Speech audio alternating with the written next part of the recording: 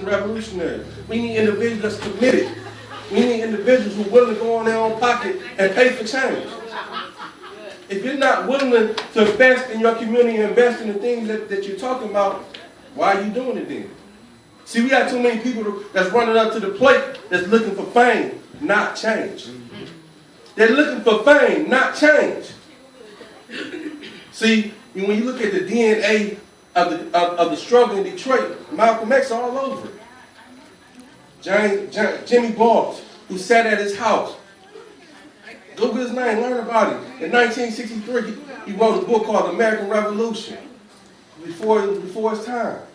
The book, if you read it right now, it's as if he just wrote it today.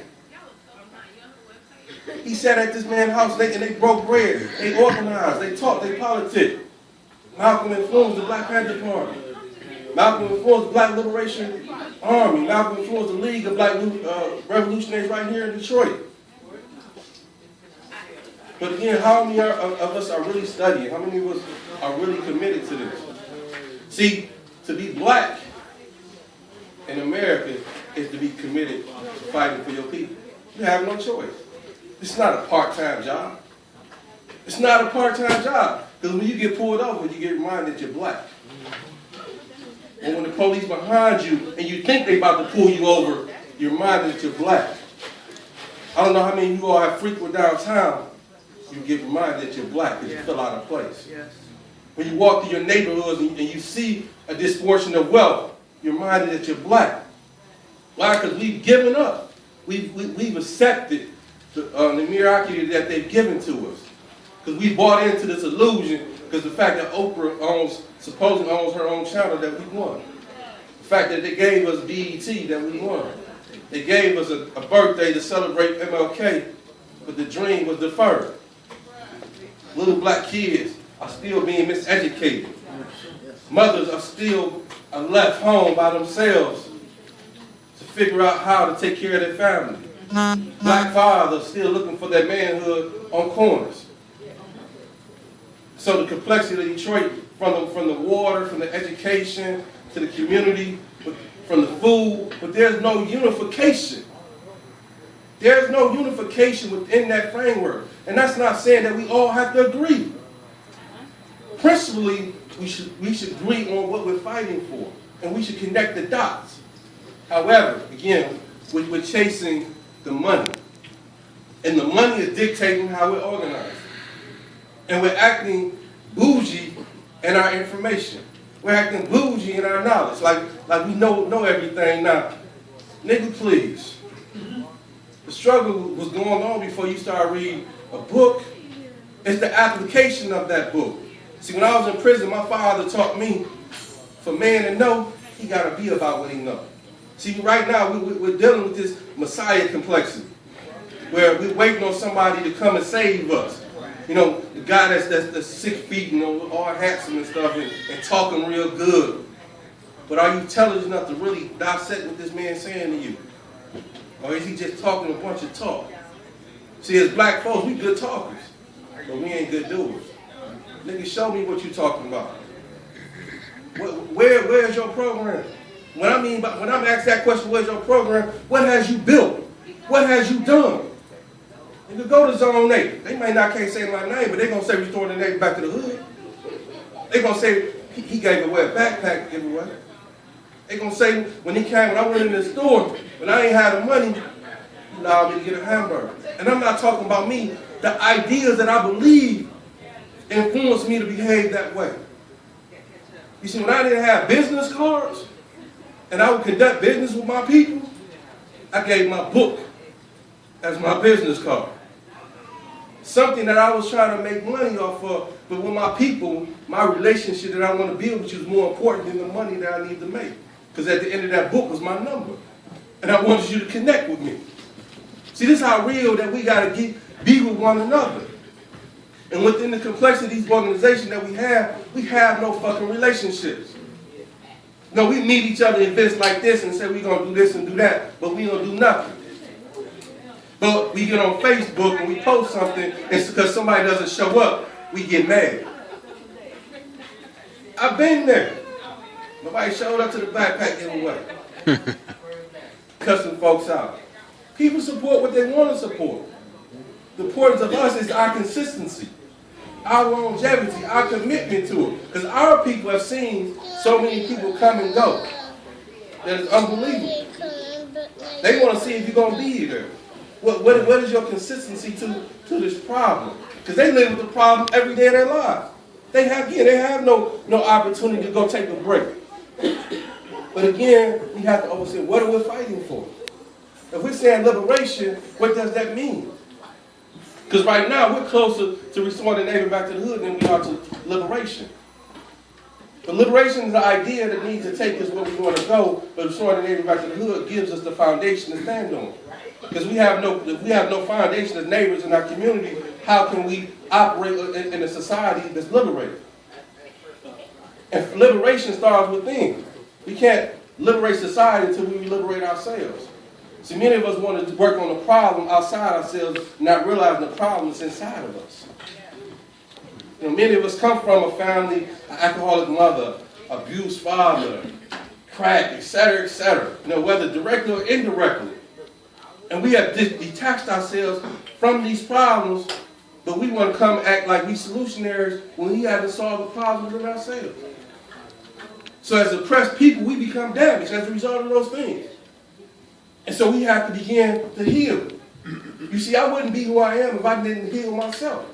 And the knowledge that I was able to acquire allowed me to flourish who I am. See, when I was in my days of pain and anger, and you told me this is who I am, I would have cussed you out. Because that's what I was conditioned to do. As an oppressed human being. Oppressed people oppress each other. So when we see the young brothers and young sisters on the corners and the streets and doing what they're doing, we wonder why they're behaving. No one taught them how to love each other. No one taught them who their real enemies is. No one told me Carr is my brother. All I knew Carr was from 12th Street. So if Carr is from 12th Street, then he's my enemy. Why? Because all I know on 12th Street is gang over there. I'm gang affiliate from Zone 8. This is how my mind operates. This is how other folks' mind operate. So we have to be social doctors to be able to break down the circumstances why they're happening. But in doing that, we have to see the good in each and every one of us. And each and every one of us come from different backgrounds, different dynamics, different experiences. Everybody doesn't have to come from my experience to be where we at. You know, that's what makes the rainbow so beautiful, because of the different colors. Our different experiences makes us beautiful, makes us ability to change what we can. So when you look at the climate of where we at in 2015, a city that's 85% black, and then when you throw in Southwest Detroit, 99% people of color, and you got a white man leading us. I don't see a problem with that.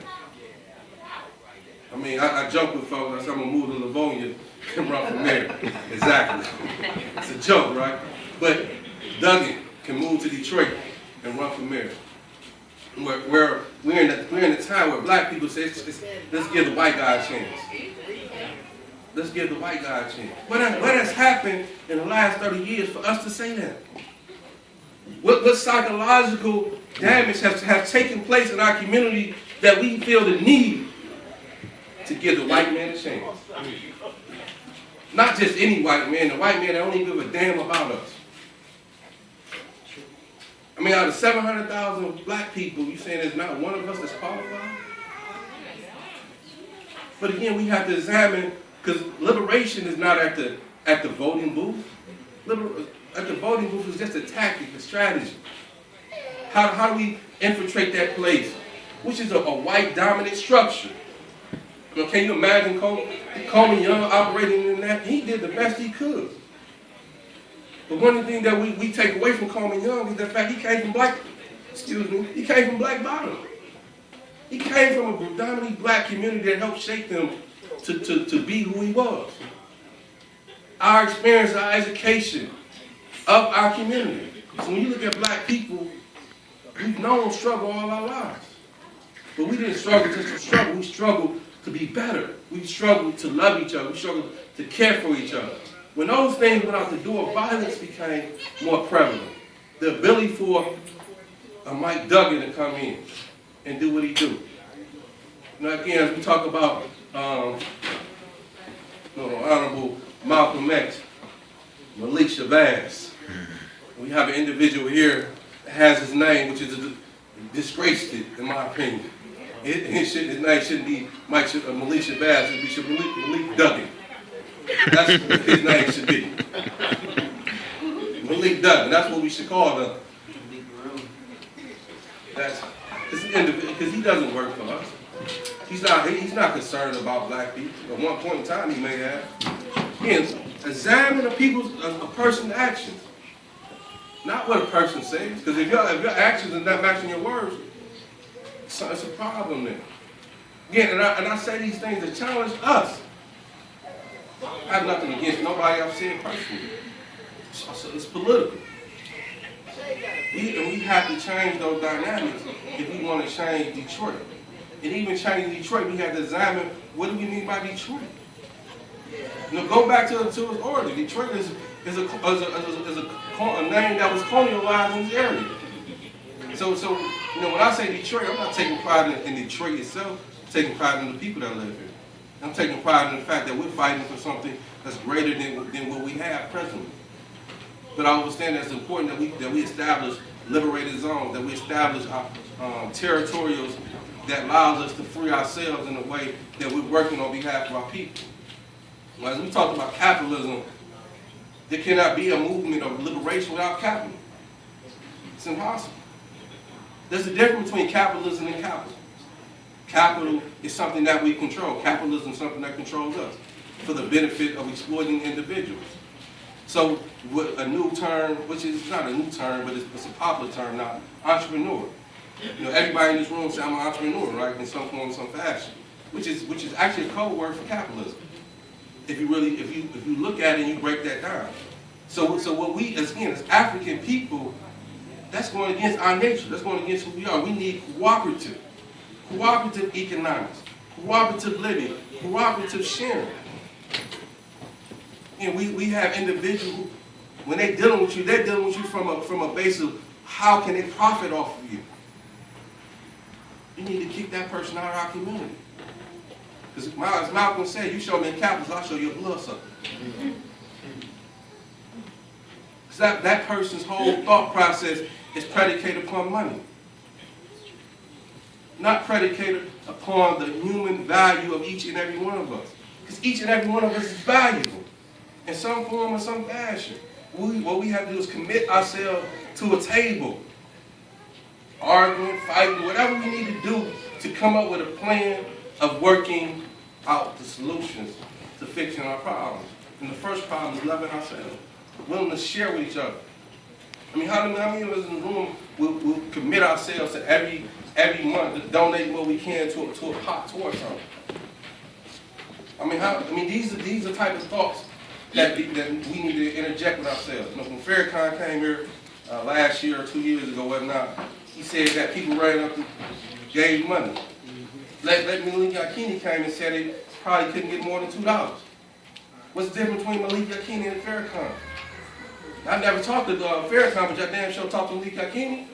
Again, this is the mentality that we have.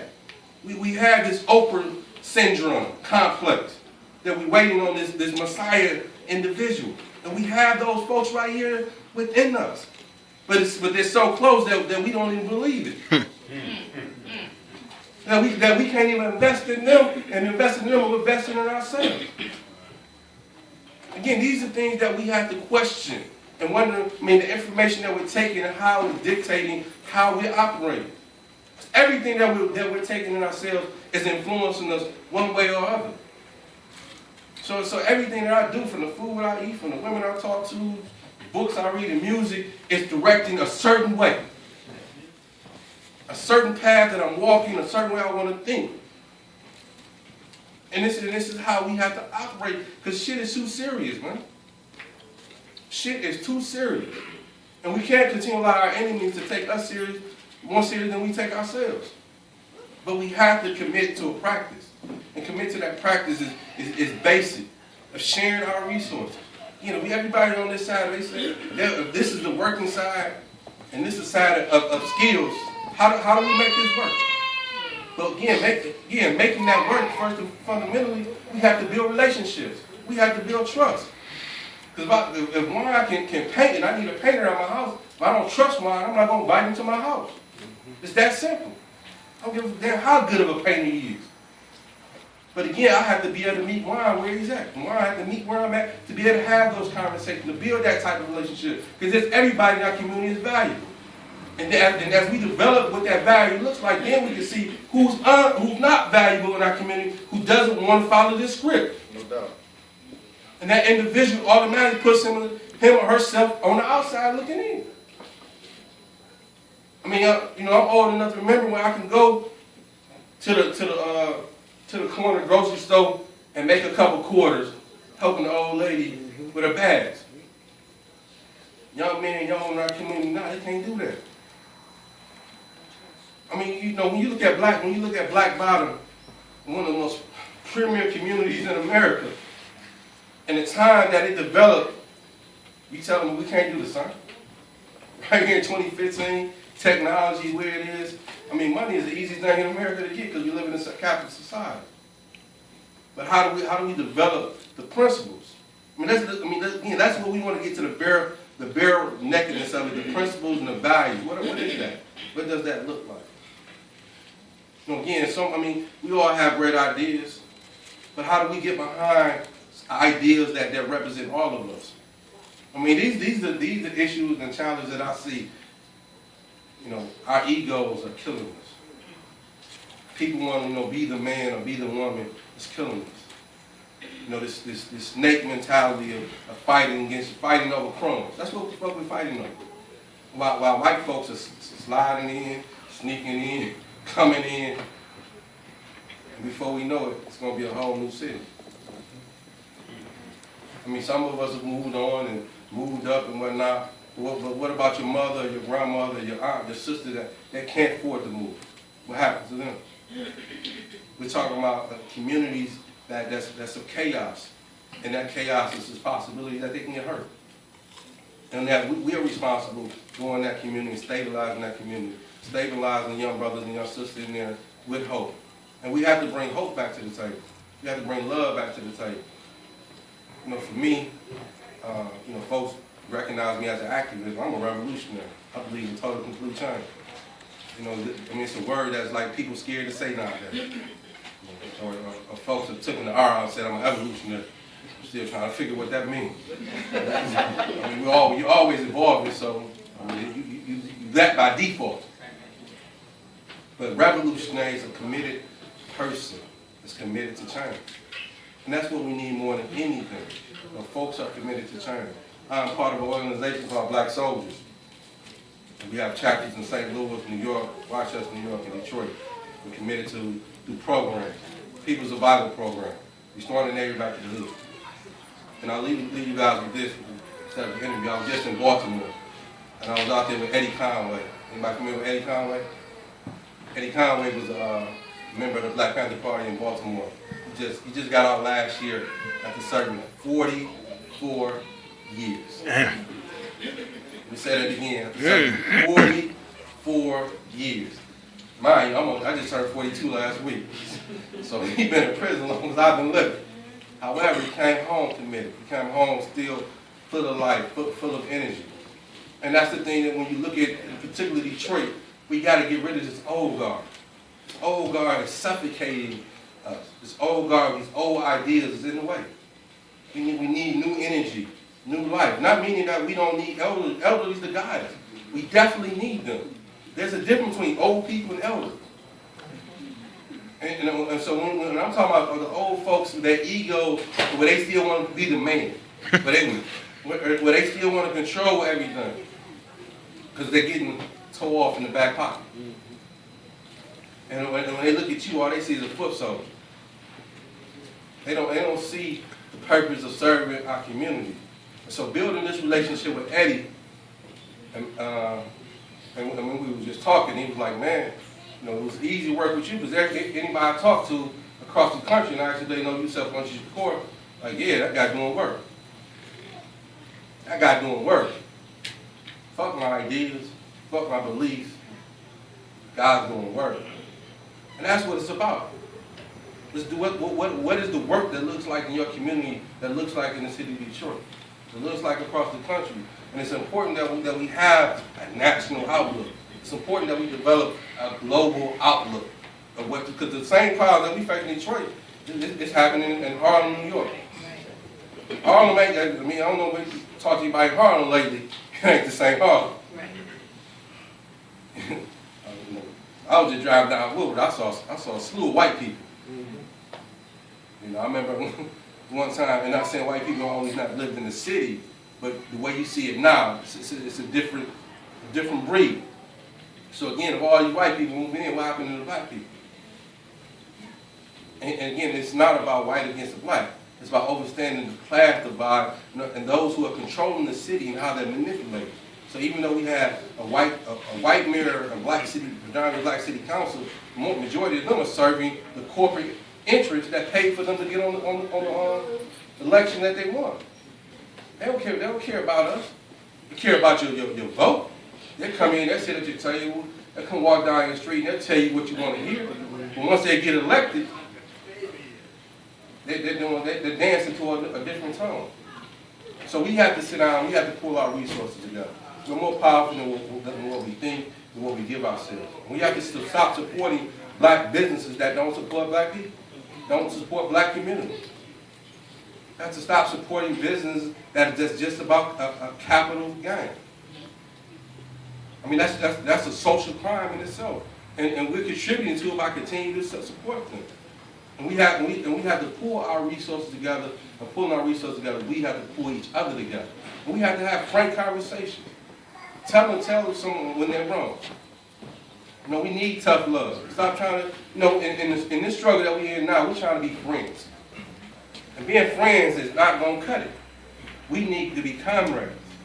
We need to be associates. We need to develop something greater than just friendship. A friend is someone you hang out with. A comrade is someone you struggle with. You're trying to achieve a goal. You know, because when we have friendship, it compromises the relationship of the integrity if you don't have that type of commitment to each other. So this is where liberalism comes in. I'm afraid to pull Kari's coat because he might pull my coat. So I'm going to turn the other cheek because I want him to turn the other cheek. So what that does, that jeopardizes the struggle. We've already lost. So again, we need to get to the point where we're comrades and we're holding each other accountable. We're challenging, we're pushing each other. We're reading, we're studying, we're struggling, and we can't get so far up here in our information that we're forgetting the people that's down there. So we got too many damn leaders and there are not enough servants. Peace.